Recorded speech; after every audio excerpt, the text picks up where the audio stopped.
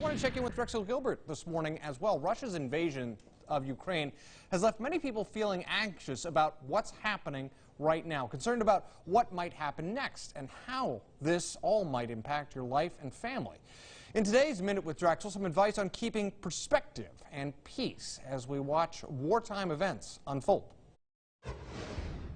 Hey y'all, today I want to talk to you about war and peace.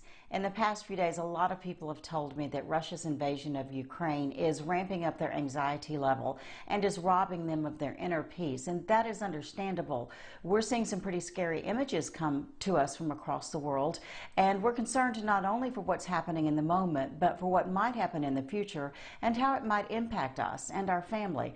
So I called some of my friends who are professional counselors and asked them if they had advice for maintaining anxiety levels at a reasonable rate during times of crisis. This is some of what they told me.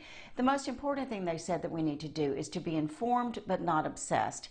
Yes, we do need to watch the news and we do need to understand what's going on and be aware of what's happening during this conflict, but we need to monitor our information input and not go into overload. We need to schedule breaks from that. You know, do things like take a walk, read a book, play with the kids or their grandkids, walk the dog, do some gardening, pray. Those are all things that help give our spirit and our mind a break.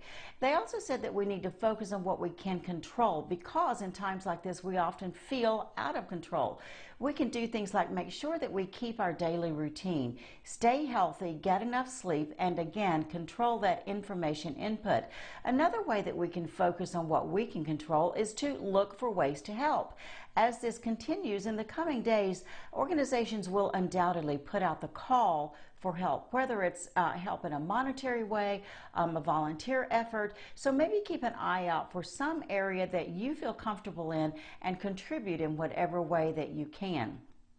It's also important, they say, for us to stay connected to people and activities that feed our peace instead of feeding our anxiety.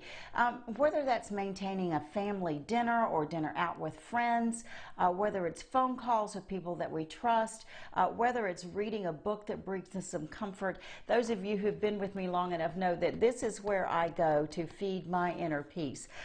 This book and also staying on my knees. Praying is important, and that's the last thing they suggest. Pray. Pray for peace. Pray for the people of Ukraine. Pray for our own country. And you know what? Pray for yourself. It's okay, I promise. And until I meet you again this time next week, let's all make an effort at keeping the peace. And that's your Minute with Drexel.